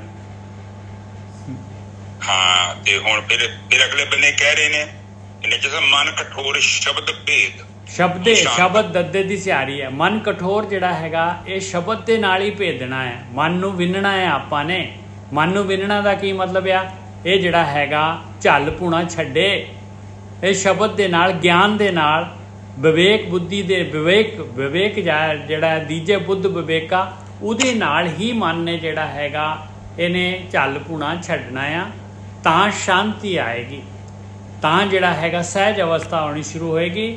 ਔਰ ਫਿਰ ਸ਼ਾਂਤੀ ਦੇ ਵਿੱਚ ਜੇ ਆਪਾਂ ਧਿਆਨ ਸਿਮਰਨ ਭਗਤੀ ਕਰਾਂਗੇ ਤੇ ਫਿਰ ਜਿਹੜਾ ਹੈਗਾ ਆਪਾਂ ਉਹ ਮਾਲਕ ਜਿਹੜਾ ਹੈਗਾ ਉਹਨੂੰ ਫਰੂਟ ਲਾਊਗਾ। ਹਾਂਜੀ ਵੀਰ ਜੀ। ਹਾਂਜੀ, ਮਨ ਜਿਹੜਾ ਹੈ, ਮਨ ਹੁਣ ਗੁਰੂਆਂ ਦਾ ਸ਼ਬਦ ਹੈ। ਗੁਰੂ ਸਾਨੂੰ ਇਹ ਸਮਝਾਉਂਦੇ ਨੇ ਕਿ ਭਈ ਦੇਖ ਐਸਾ ਕਰਮ ਮੂਲ ਨਾ ਕਰੋ। ਹਾਂ, ਕਿਉਂਕਿ ਜੇ ਕਰੇਗਾ ਤੇ ਕੱਲ ਨੂੰ ਤੈਨੂੰ ਪਛਤਾਉਣਾ ਪਊਗਾ। ਹੁਣ ਇਹ ਗੱਲ ਜੇਕਰ ਤੁਹਾਡੇ ਮਨ ਦੇ ਵਿੱਚ ਬਹਿ ਜੇ, ਇਹ ਉਹ ਗੁਰੂ ਜੀ ਕਹਿ ਰਹੇ ਨੇ ਕਿ ਕੱਲ ਨੂੰ ਤੈਨੂੰ ਪਛਤਾਉਣਾ ਪੈਣਾ ਕਿ ਐਵੇਂ ਨਾ ਕਰਮ ਕਰ ਸੁੱਤਾ। ਬਿਲਕੁਲ, ਤੈਨੂੰ ਜਾਗਰਤ ਅਵਸਥਾ 'ਚ ਜੀਵਨ ਬਤੀਤ ਕਰਨਾ ਪਊਗਾ। ਜੇਕਰ ਤੂੰ ਸੁਸਤੀ ਦੇ ਨਾਲ ਧਰਮ ਦੇ ਵੱਲ ਚੱਲੇਗਾ ਤੇ ਸਫ਼ਰ ਤੇ ਕਰਨਾ ਹੈ, ਪਰ ਤੂੰ ਮੰਜ਼ਿਲ ਤੇ ਨਹੀਂ ਪਹੁੰਚਣਾ ਕਿਉਂਕਿ ਤੇਰੀ ਚਾਲ ਬੜੀ ਸਲੋ ਆ। ਹੁਣ ਇੱਥੇ ਤੇ ਬਾਣੀ ਕਹਿੰਦੀ ਕਿ ਅਵਰ ਕਾਜ। ਦੇਖੋ ਇੱਕ ਪਲੀਜ਼ ਨੋਟ ਕਰੋ, ਬਾਣੀ 'ਚ ਕਹਿੰਦੀ ਕਿ ਦੂਜੇ ਕੰਮ ਤੇਰੇ ਕਿਸੇ ਨਹੀਂ ਕੰਮ ਦੇ, ਕਿਉਂਕਿ ਇਸ ਸਫ਼ਰ ਨੂੰ ਜਿੰਨਾ ਛੇਤੀ ਸ਼ੁਰੂ ਕਰੇਗਾ ਉਨਾ ਛੇਤੀ ਤੂੰ ਭਵਸਾਗਰ ਤੋਂ ਪਾਰ ਲੰਘ ਜਾ।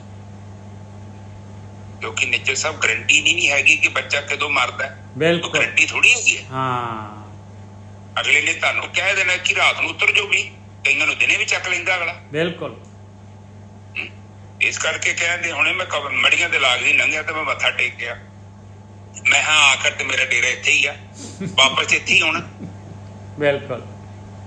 ਉਹ ਮੈਨੂੰ ਕਹਿੰਦੇ ਕਿਹਾ ਕਿ ਮੱਥਾ ਟੇਕ ਕੇ ਜਾਇਆ ਕਰੋ। ਮੈਂ ਜਦੋਂ ਆਵਾਂਗਾ ਉਦੋਂ ਟੇਕ ਲਾਂਗੇ। ਕਹਿੰਦੇ ਤੁਹਾਡੇ ਬਜ਼ੁਰਗ ਵੀ ਤੇ ਇੱਥੇ ਹੈਗੇ ਨੇ, ਮੈਂ ਇਸ ਕਰਕੇ ਮੱਥਾ ਟੇਕਣਾ ਹੀ ਕਰਦਾ। ਚਲੋ ਹੈ ਤੇ ਵਧੀਆ ਜਗ੍ਹਾ ਵਾ, ਜਾ ਕੇ ਬੰਦਾ ਸ਼ਾਂਤ ਹੋ ਜਾਂਦਾ। ਪਰ ਸ਼ਾਂਤ ਹੋਣ ਤੋਂ ਪਹਿਲਾਂ ਇਹਦਾ ਮੌਕਾ ਸਾਡੇ ਕੋਲ ਹੈਗਾ, ਇਹਨੂੰ ਸਾਂਭੀਏ। ਠੀਕ ਹੈ ਜੀ। ਫਿਰ ਬਾਣੀ ਕਹਿੰਦੀ ਆ ਕਿ ਤੇਰੇ ਅੰਦਰ ਸ਼ਾਂਤੀ ਹੋਣੀ ਜ਼ਰੂਰੀ ਹੈ। ਸ਼ਾਂਤੀ ਦਾ ਮਤਲਬ ਇੱਥੇ ਹੈ ਨਿਰਵਿਚਾਰ ਅਵਸਥਾ। ਬਿਲਕੁਲ, ਵਿਚਾਰ ਘਟ ਗਏ ਤੇ ਸ਼ਾਂਤੀ ਆਈ ਜਾਣੀ ਹੈ। ਬਸ ਅਸ਼ਾਂਤੀ ਤਾਂ ਵਿਚਾਰਾਂ ਦੀ ਤਾਂ ਹੈ ਹੀ, ਹੋਰ ਕੀ ਹੈ। ਸਹੀ ਹੈ। ਕਾਮ ਕ੍ਰੋਧ ਲੋਭ ਮੋਹ ਹੰਕਾਰ ਦੇ ਵਿਚਾਰ ਚੱਲਦੇ ਨੇ ਅੰਦਰ। ਠੀਕ ਹੈ ਸੰਗਤ ਜੀ। ਅਗਲੇ ਬੰਨੇ ਤੋਂ ਕੋਲ ਨਜ਼ਰ ਸਾਹਿਬ ਸ਼ਾਂਤੀ ਵਿਚਕਾਰ ਕਮਾਵਣੀ ਸਾ ਖਸਮ ਪਾਏ ਥਾਏ। ਬਸ ਸ਼ਾਂਤੀ ਵਿਚਕਾਰ ਕਮਾ ਲਾ ਪਿਆਰਿਆ, ਉਹ ਮਾਲਕ ਤੇਰਾ ਹੈ, ਉਹਨੂੰ ਫਰੂਟ ਦੇ ਦੇਗਾ, ਤੈਨੂੰ ਥਾਂ ਪਾ ਦੂਗਾ ਤੇਰੀ ਜਿਹੜੀ ਹੈਗੀ ਇਹ ਜਿਹੜੀ ਕਾਰ ਆ।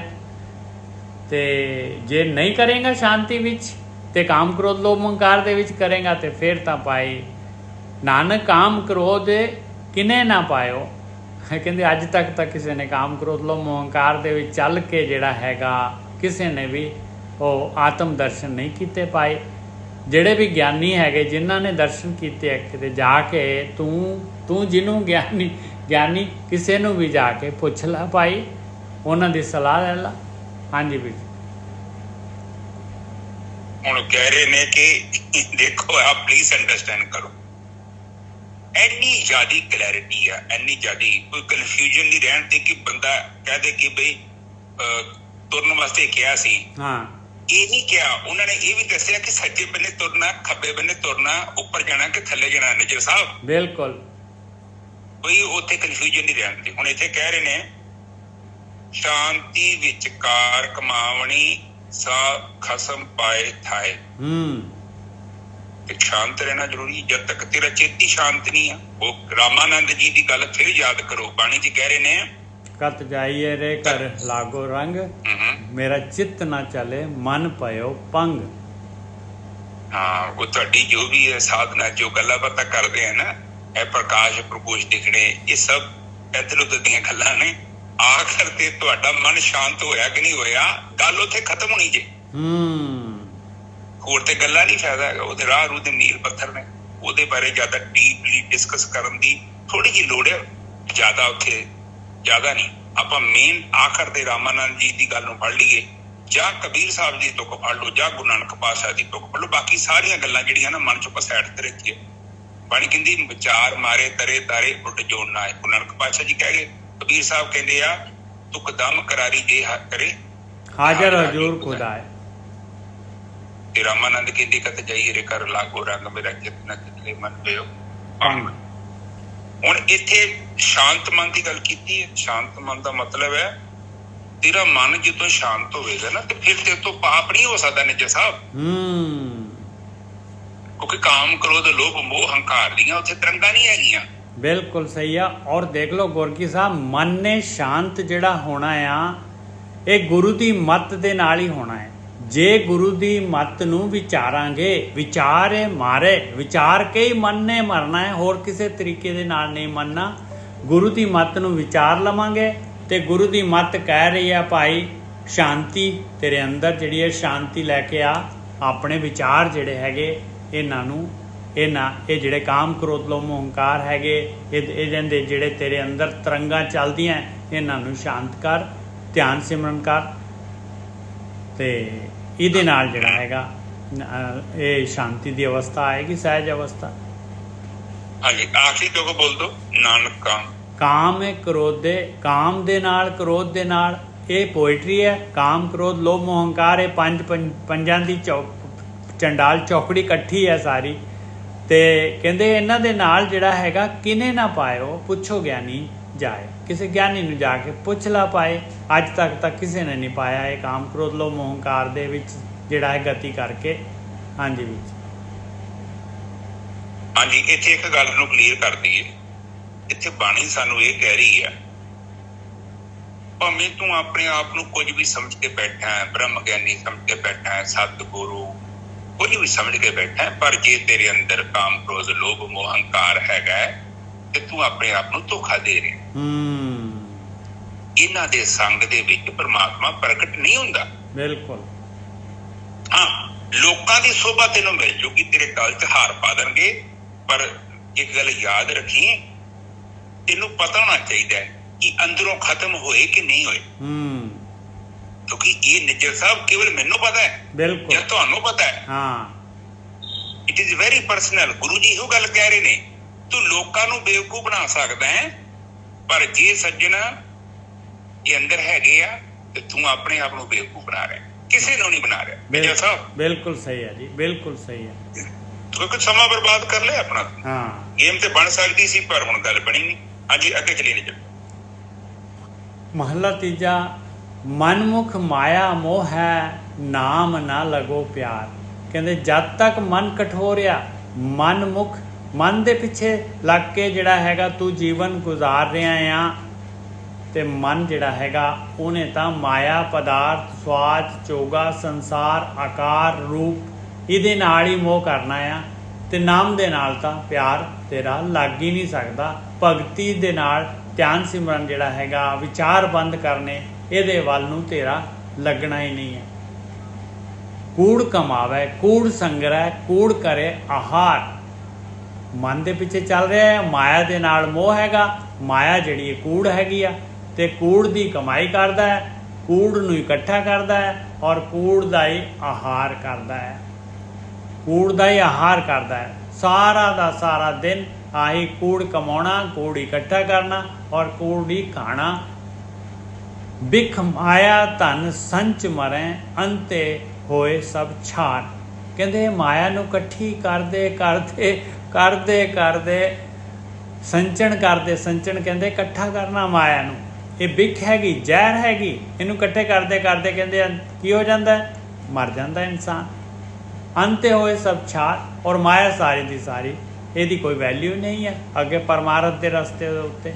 ਇਹ ਤਾਂ ਸਾਰੀ ਛਾਰ ਹੋ ਜਾਂਦੀ ਹੈ, ਔਰ ਇਨਸਾਨ ਦਾ ਸਰੀਰ ਹੀ ਛਾਰ ਹੋ ਜਾਂਦਾ ਹੈ। ਹਾਂਜੀ ਵੀਰ ਜੀ।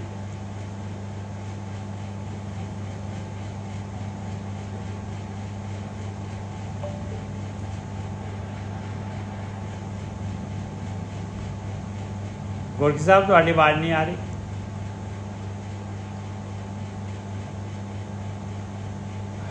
ਗੁਰਕੀ ਸਾਹਿਬ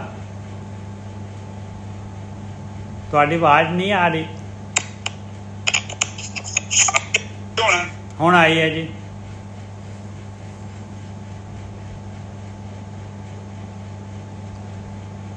ਹੈਲੋ, ਉਹ ਤੁਹਾਡਾ ਜਿਹੜਾ ਹੈ ਨਾ, ਉਹ ਫਿਰ ਜਿਹੜੇ ਹੈ ਉਹ ਗੜਬੜ ਕਰਨ ਲੱਗ ਪਏ। ਮਾਈਕ ਦੀ ਪ੍ਰੋਬਲਮ ਲੱਗਦੀ ਹੈ। ਹਾਂਜੀ ਹਾਂਜੀ, ਉਹੀ ਗੱਲ ਹੈ। ਹੈਲੋ,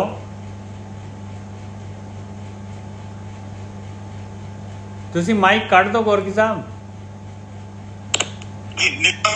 ਇੱਕ ਸੈਕਿੰਡ। ਨਹੀਂ, ਹੁਣ ਠੀਕ ਹੈ ਬਿਲਕੁਲ ਆਵਾਜ਼। ਉਹ ਨਿੱਜਰ ਸਾਹਿਬ, ਉਹਦੇ ਚ ਪਤਾ ਕੀ ਹੁੰਦਾ, ਇਕੋ ਬੜੀ ਆਉਂਦੀ ਆ। ਕਈ ਕਹਿੰਦੇ ਨੇ ਕਿ ਇਕੋ ਬਹੁਤ ਆਉਂਦੀ, ਇਸ ਕਰਕੇ ਮੈਂ ਬੋਲਦਾ ਨਹੀਂ। ਨਹੀਂ, ਸਾਨੂੰ ਤਾਂ ਵਧੀਆ ਲੱਗਦਾ ਹੈ ਜੀ ਗੁਰਕੀ ਸਾਹਿਬ। ਇਹਦੇ ਵਿੱਚ ਸਗੋਂ ਰਿਕਾਰਡਿੰਗ ਤੇ ਜਦੋਂ ਜਾਂਦੇ ਨਾ, ਉਦੋਂ ਇੱਕ ਹੁੰਦੀ, ਜਾਂ ਮਾਤਾ ਕਰਕੇ ਆਉਂਦੀ। ਚਲੋ ਆ ਬੰਦ ਹੋ ਗਿਆ ਫਿਰ ਤੁਹਾਡਾ। ਚਲੋ ਠੀਕ ਹੈ, ਏਦਾਂ ਕਰ ਦਿੰਦੇ ਹਾਂ। ਹਾਂਜੀ ਹਾਂਜੀ। ਹੁਣ ਕਹਿੰਦੇ ਨੇ ਕਿ ਮਨਮੁਖ ਮੋਹ ਹੈ, ਮਾਇਆ ਦੇ ਨਾਲ ਮੋਹ ਹੈ।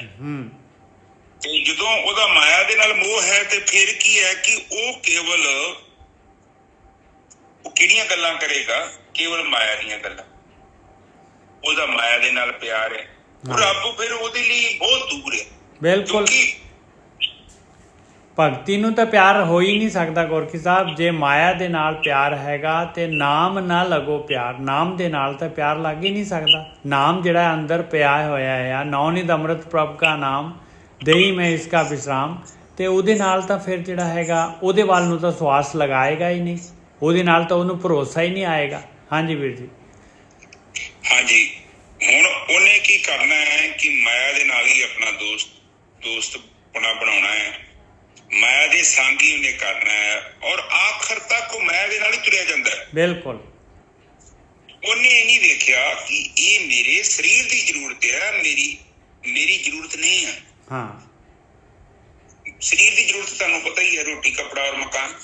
पर इस तक गल नहीं ना अड़ जाती, ये फिर बंदा पागल हो जाता है, फिर लोगों के मकान भी खो लेंदा है, फिर कहता है कि मेरा मकान सब तो वड्डा होवे, पर वड्डे दा ते कोई अंत नहीं, इत्थे ते राजी है नहीं लोग, उन्हां तो वड्डा तेरा कित्थों हो जाऊगा। सो इदां बंदा चलदा है। फिर अगले बंदे कह रहे ने, आप प्लीज देखो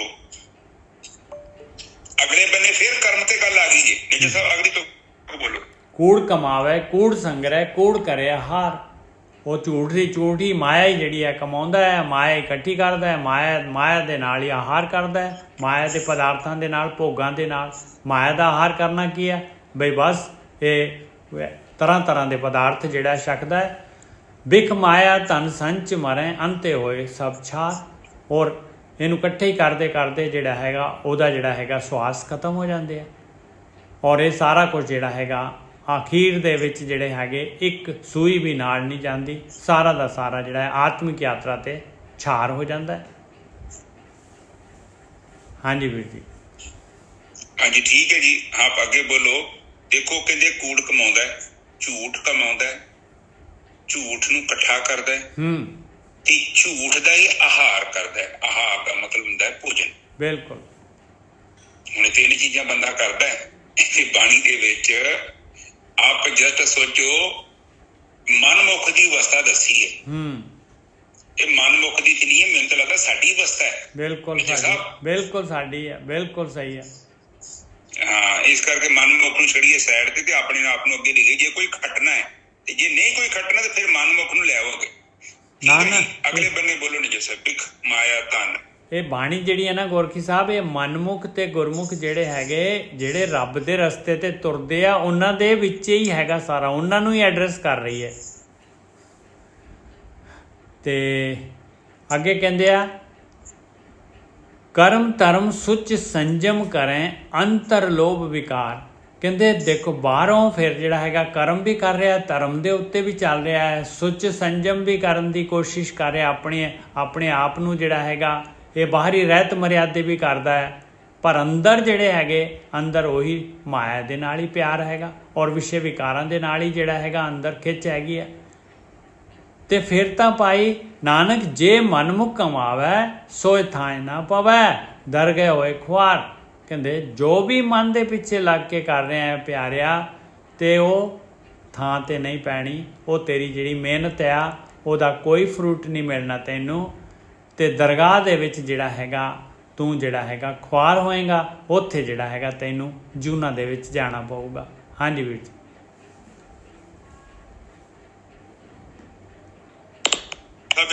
ਆਉਂਦੀ ਆ ਭਾਵਨਾ, ਜੇ ਭਾਵ ਰੱਖੇ,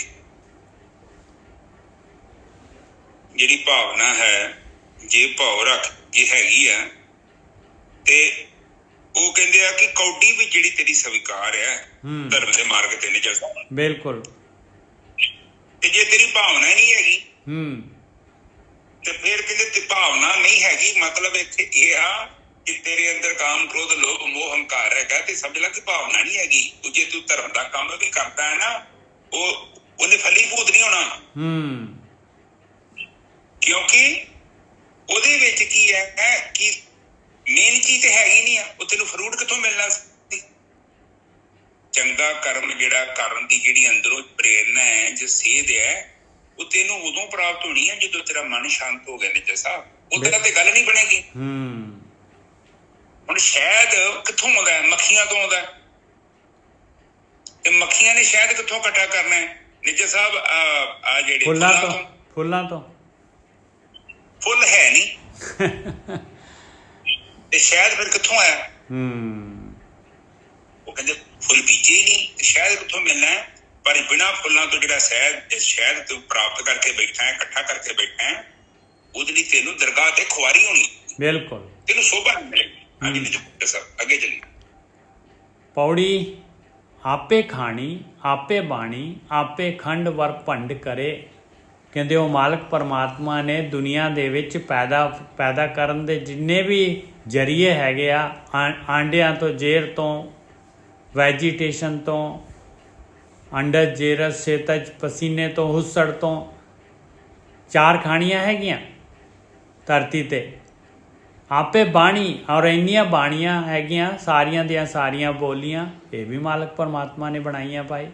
ਆਪੇ ਖੰਡ ਵਰ ਭੰਡ ਕਰੇ, ਖੰਡ ਜਿਹੜੇ ਹੈਗੇ ਪਲੈਨਟਸ ਜਿਹੜੇ ਧਰਤੀ ਹੈਗੀ 9 ਖੰਡ, ਔਰ ਜਿਹੜੇ ਵਰਪੰਡ ਬ੍ਰਹਿਮੰਡ ਜੋ ਬਣਾਇਆ ਆ ਇਹ ਸਾਰਾ ਮਾਲਕ ਪਰਮਾਤਮਾ ਨੇ ਆਪ ਕੀਤਾ ਹੈ, ਆਪ ਬਣਾਇਆ ਹੈ। ਆਪ ਸਮੁੰਦ ਆਪ ਹੈ ਸਾਗਰ, ਆਪੇ ਹੀ ਵਿੱਚ ਰਤਨ ਧਰੇ, ਔਰ ਆਪ ਹੀ ਮਾਲਕ ਪਰਮਾਤਮਾ ਹੈ। ਸਮੁੰਦਰ ਸਾਗਰ ਆਪ ਹੀ ਹੈਗਾ ਮਾਲਕ ਪਰਮਾਤਮਾ, ਆਪ ਹੀ ਮਾਲਕ ਨੇ ਇਹਦੇ ਵਿੱਚ ਹੀ ਜਿਹੜੇ ਰਤਨ ਧਰੇ ਹੋਏ, ਰਤਨ ਪਾਏ ਹੋਏ। ਇਹ ਸਰੀਰ ਜਿਹੜਾ ਹੈਗਾ ਇੱਕ ਜਗ੍ਹਾ ਆਉਂਦੀ ਹੈ ਤੁਕ ਸਰੀਰ ਸਰੀਰ ਵਿਰੋਲ ਸਮੁੰਦ ਹਮ ਦੇਖਿਆ, ਇੱਕ ਵਸਤ ਅਨੂਪ ਪਾਈ, ਗੁਰ ਗੋਬਿੰਦ ਗੋਬਿੰਦ ਗੁਰੂ ਹੈ, ਨਾਨਕ ਭੇਦ ਨਾ ਭਾਈ। ਇਹ ਸਮੁੰਦਰ ਕੀ ਆ? ਆਪਣਾ ਸਰੀਰ, ਇਹ ਮਨੁੱਖਾ ਸਰੀਰ ਜਿਹੜਾ ਇਹੀ ਸਮੁੰਦਰ ਹੈ, ਇਹਦੇ ਵਿੱਚ ਹੀ ਰਤਨ ਧਰੇ ਹੋਏ ਆ ਮਾਲਕ ਪਰਮਾਤਮਾ ਨੇ। ਆਪ ਲਹਾਏ ਕਰੇ ਜਿਸ ਕਿਰਪਾ, ਜਿਸਨੂੰ ਗੁਰਮੁਖੇ ਕਰੇ ਹਰੇ। ਆ ਦੇਖੋ ਇਸ ਤਰ੍ਹਾਂ ਰਤਨ ਦੇ ਦਿੰਦਾ ਹੈ ਮਾਲਕ ਪਰਮਾਤਮਾ, ਜਿਸ ਤੇ ਕਿਰਪਾ ਕਰ ਦਿੰਦਾ ਹੈ। ਜਿਹਨੂੰ ਕਿਰਪਾ ਕੀ ਆ ਵੀ ਜਿਹਨੂੰ ਜਿਹਦੇ ਅੰਦਰ ਜਿਹੜਾ ਹੈਗਾ ਇਹ ਡਰ ਵਸਾ ਦਿੰਦਾ ਹੈ, ਭਾਵ ਵਸਾ ਦਿੰਦਾ ਹੈ, ਜਿਹਨੂੰ ਗੁਰਮੁਖ ਕਰ ਦਿੰਦਾ ਹੈ, ਜਿਹੜਾ ਗੁਰੂ ਦੀ ਮੱਤ ਦੇ ਅਨੁਸਾਰ ਚੱਲਣਾ ਸ਼ੁਰੂ ਕਰ ਦਿੰਦਾ ਹੈ। ਆਪੇ ਭੌਜਲ ਆਪ ਹੈ ਬੋਹਿਤਾ, ਆਪੇ ਖੇਵਟ ਆਪ ਤਰੇ। ਕਹਿੰਦੇ ਮਾਲਕ ਪਰਮਾਤਮਾ ਆਪ ਹੀ ਸੰਸਾਰ ਸਮੁੰਦਰ ਹੈਗਾ, ਆਪ ਹੀ ਜਹਾਜ਼ ਹੈਗਾ, ਆਪ ਹੀ ਮੱਲਾਹ ਹੈਗਾ, ਔਰ ਆਪ ਹੀ ਤਰਨ ਵਾਲਾ ਹੈਗਾ। ਆਪ ਤਰੇ ਆਪੇ ਕਰੇ, ਕਰਾਏ ਕਰਤਾ, ਅਵਰ ਨਾ ਦੂਜਾ ਤੁਝੈ ਸਰੇ। ਕਹਿੰਦੇ ਆਪ ਹੀ ਕਰ ਰਿਹਾ ਹੈ, ਆਪ ਹੀ ਕਰਵਾ ਰਿਹਾ ਹੈ, ਆਪ ਹੀ ਸੰਸਾਰ ਬਣਾਉਂਦਾ ਹੈ, ਆਪ ਹੀ ਜਿਹੜਾ ਹੈਗਾ ਆਪ ਕਰੇ। ਔਰ ਜਿੰਨੇ ਵੀ ਜੀਵ ਬਣਾਉਂਦਾ ਹੈ ਉਹਨਾਂ ਤੋਂ ਜੋ ਕਾਰ ਕਰਾਉਣੀ ਹੈ ਮਾਲਕ ਨੇ ਲਿਵ ਔਰ ਧਾਤ ਦੀ, ਉਹ ਕਾਰ ਕਰਵਾਉਂਦਾ ਹੈ, ਉਹ ਕਰਤਾ ਹੈਗਾ। ਅਵਰ ਨਾ ਦੂਜਾ ਤੁਝੈ ਸਰੇ, ਕੋਈ ਦੂਸਰਾ ਜਿਹੜਾ ਹੈਗਾ ਤੇਰੇ ਬਰੋਬਰ ਦਾ ਨਹੀਂ ਹੈਗਾ। ਹਾਂਜੀ ਵੀਰ ਜੀ। ਹਾਂਜੀ ਠੀਕ ਹੈ ਜੀ। ਉਹ ਕਹਿ ਰਹੇ ਨੇ ਆਪੇ ਬਾਣੀ ਆਪੇ ਖਾਣੀ, ਆਪੇ ਬਾਣੀ, ਆਪੇ ਖੰਡ ਵਰਪੰਡ ਕਰੇ। ਹੈ ਤੇ ਪ੍ਰਮਾਤਮਾ ਹੀ ਹੈ ਸਾਰੀ ਜਗ੍ਹਾ ਤੇ, ਬਿਲਕੁਲ ਸਾਰੀਆਂ ਬੋਲੀਆਂ ਸਾਰਾ ਕੁਝ ਉਹਦੇ ਵੱਲ ਹੀ ਆ ਰਿਹਾ, ਹਰ ਜਗ੍ਹਾ ਤੇ ਉਹ ਹੈਗਾ। ਹਾਂ ਜਿੱਦਾਂ ਮਾਲਾ ਦੇ ਵਿੱਚ ਧਾਗਾ ਹੈ ਨਾ, ਦਿਖਦਾ ਨਹੀਂ ਹੈ ਨਿਜਸਾ, ਪਰ ਮਾਲਾ ਧਾਗੇ ਦੇ ਕਰਕੇ ਹੀ ਹੈਗੀ ਆ। ਬਿਲਕੁਲ ਸਹੀ ਹੈ। ਇਸੇ ਤਰ੍ਹਾਂ ਇਹ ਸ੍ਰਿਸ਼ਟੀ ਨੂੰ ਉਹਨੇ ਮਾਲਾ ਦੇ ਵਾਂਗੂ ਆਪਣੇ ਅੰਦਰ ਪਰੋਇਆ ਹੋਇਆ ਹੈ ਉਹਦਾ ਹੀ ਰੂਪ ਆ, ਪਰ ਇਹ ਜੜ ਰੂਪ ਨੂੰ ਉਹਨੇ ਆਪਣੇ ਅੰਦਰ ਪਰੋ ਕੇ ਰੱਖਿਆ, ਕਿਉਂਕਿ ਇਹ ਜੜ ਨੂੰ ਚਲਾਉਣ ਦੇ ਪਿੱਛੇ ਚੇਤਨ ਬੈਠਾ ਹੈ ਤੇ એનર્ਜੀ ਕਿਸੇ ਜਗ੍ਹਾ ਤੇ ਸੰਘਣੀ ਹੈ ਤੇ ਕਿਸੇ ਜਗ੍ਹਾ ਤੇ ਉਹ ਬਿਲਕੁਲ ਤਰਲ ਹੈਗੀ, ਬਹੁਤ ਘੱਟ ਡਿੱਗਦੀ ਨਹੀਂ। ਆਕਾਸ਼ ਵੀ ਉਹਦਾ ਹੀ ਰੂਪ ਹੈ। ਫਿਰ ਆਪ ਕਹਿੰਦੇ ਸਮੁੰਦਰ ਹੈ, ਦੇਖੋ ਸਮੁੰਦਰ ਗੋਰਖੀ ਸਾਹਿਬ, ਇੱਥੇ ਸਮੁੰਦਰ ਜਿਹੜਾ ਨਾ ਇਨਸਾਨ ਦਾ ਸਰੀਰ ਹੈ ਸਮੁੰਦਰ। ਇਹ ਜੋ ਵੀ ਇਨਸਾਨ ਦੇ ਅੰਦਰ ਮਾਲਕ ਨੇ ਦਿੱਤਾ ਹੋਇਆ ਹੈ, ਸੁਰਤ ਮਤ ਮਨ ਬੁੱਧ, ਇਹ ਗੁਣ ਤੇ ਅਵਗੁਣ ਜਿਹੜੇ ਆ ਸਮੁੰਦਰ ਦੇ ਵਿੱਚ ਪਏ ਹੋਏ ਆ। ਇਹ ਕਿਵੇਂ ਪਤਾ ਲੱਗਿਆ? ਆਪ ਸਮੁੰਦ ਆਪ ਹੈ ਸਾਗਰ, ਆਪੇ ਹੀ ਵਿੱਚ ਰਤਨ ਧਰੇ, ਆਪ ਲਹਾਏ ਕਰੇ ਜਿਸ ਕਿਰਪਾ, ਜਿਸਨੂੰ ਗੁਰਮੁਖੇ ਕਰੇ ਹਰੇ। ਆ ਦੇਖੋ ਗੁਰਮੁਖ ਨੂੰ ਜਿਹਨੂੰ ਗੁਰੂ ਵਾਲਾ ਬਣਾ ਦਿੰਦੇ, ਜਿਹੜੇ ਗੁਰੂ ਦੀ ਕਹੇ ਤੇ ਚੱਲਦੇ ਆ ਉਹਨਾਂ ਨੂੰ ਲਹਾ ਦਿੰਦਾ ਹੈ ਰਤਨ, ਉਹਨਾਂ ਨੂੰ ਦੇ ਦਿੰਦਾ ਹੈ ਰਤਨ ਪਾਏ, ਉਹਨਾਂ ਦੇ ਅੰਦਰੋਂ ਹੀ ਰਤਨ ਜਿਹੜੇ ਆ ਪ੍ਰਗਟ ਹੋ ਜਾਂਦੇ ਆ। ਹਾਂਜੀ ਵੀਰ ਜੀ ਠੀਕ ਹੈ ਜੀ। ਉਹ ਕਹਿੰਦੇ ਕਿ ਉਹ ਫਿਰ ਅੰਦਰੋਂ ਜਿਹੜੀ ਰਤਨ ਹੈ ਉਹ ਕਿੱਦਾਂ ਪ੍ਰਾਪਤ ਕਰਨੇ ਹਨ, ਉਹਨਾਂ ਨੂੰ ਉਹ ਸੰਗਤ ਮਿਲ ਜਾਂਦੀ। ਬਿਲਕੁਲ ਜਿੱਦਾਂ ਆਪਾਂ ਨੂੰ ਸੰਗਤ ਮਿਲੀ, ਆਪਾਂ ਹਰ ਦਿਨ ਗੁਰੂਆਂ ਦੀ ਸੰਗਤ ਕਰ ਰਹੇ ਹਾਂ ਤੇ ਹਰ ਦਿਨ ਜਿਹੜਾ ਚਿੱਤ ਆ ਸਾਫ਼ ਹੋ ਰਿਹਾ। ਹਾਂ, ਔਰ ਇਸ ਚੀਜ਼ ਦਾ ਜਵਾਬ ਦੇਣ ਦਾ ਫਰਜ਼ ਬਣਦਾ। ਮੈਂ ਆਪਣੇ ਚਿੱਤ ਦੇ ਬਾਰੇ ਦੱਸਾਂ, ਤੁਸੀਂ ਆਪਣੇ ਬਾਰੇ ਦੱਸੋ।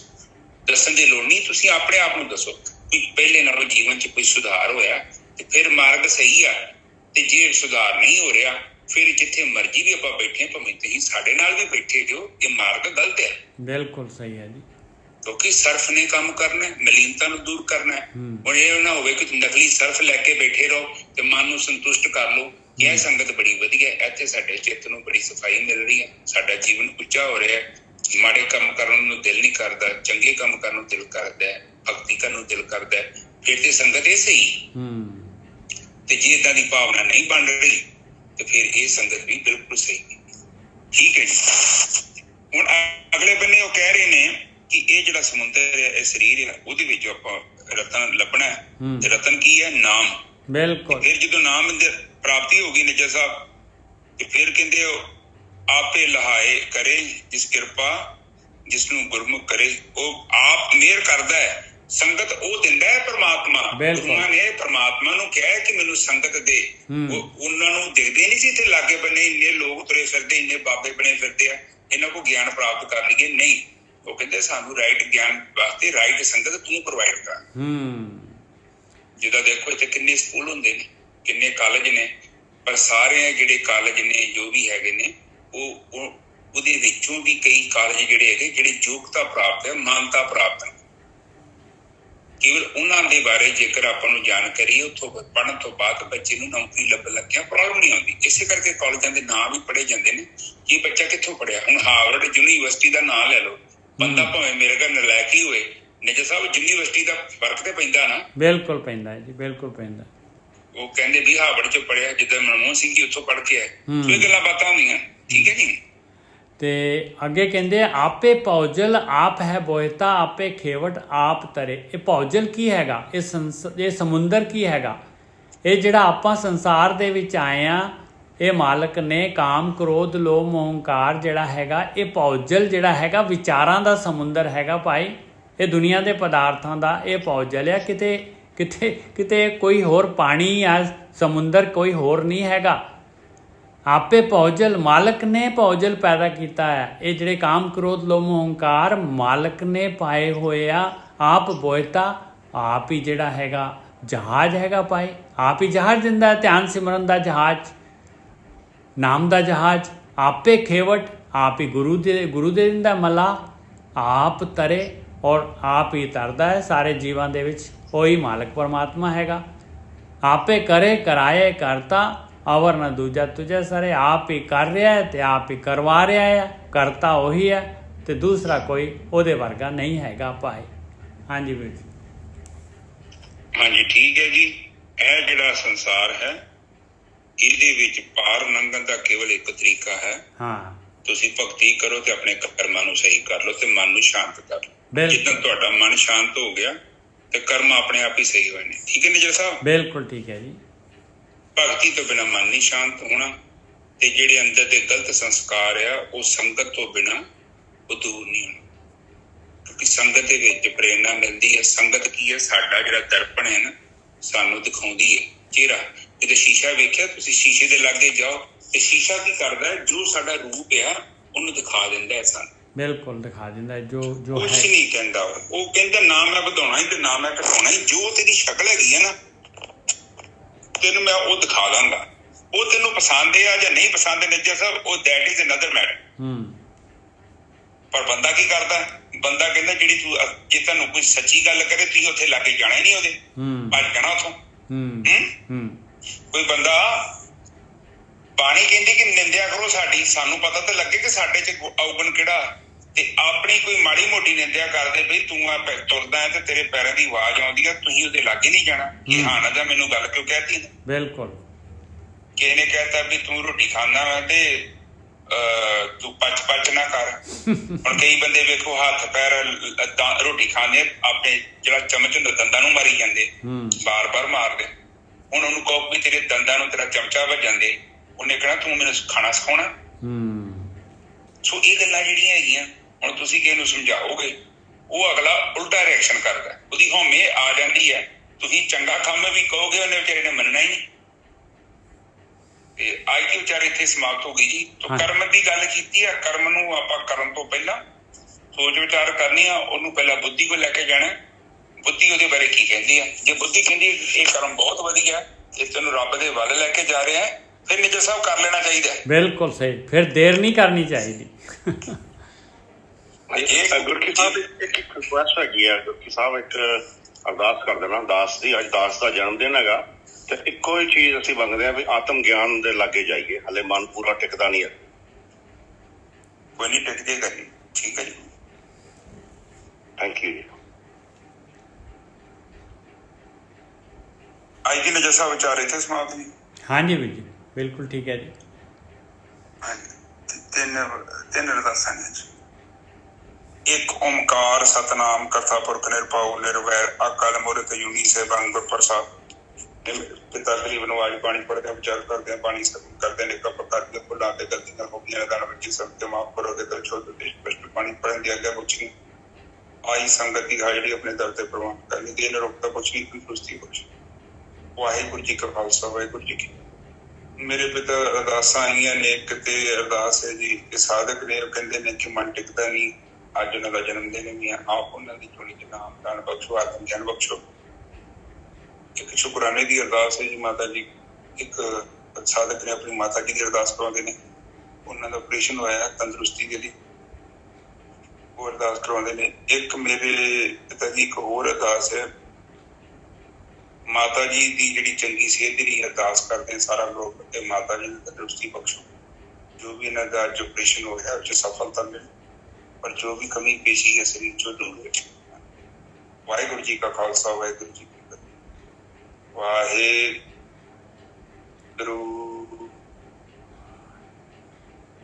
ਵਾਹਿਗੁਰੂ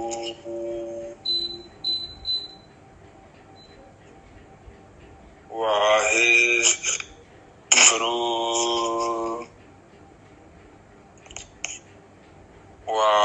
ਵਾਹਿਗੁਰੂ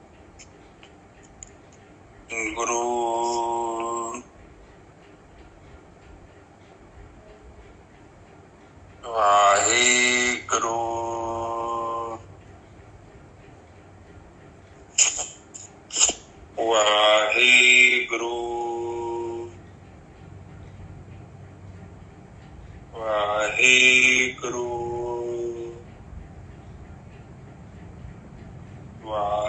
ਵਾਹਿਗੁਰੂ ਵਾਹਿਗੁਰੂ ਵਾਹਿਗੁਰੂ ਵਾਹਿਗੁਰੂ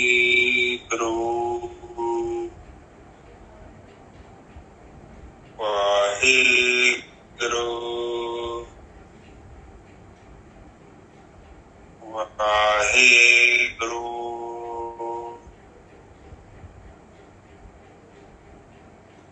ਵਾਹਿਗੁਰੂ ਵਾਹਿਗੁਰੂ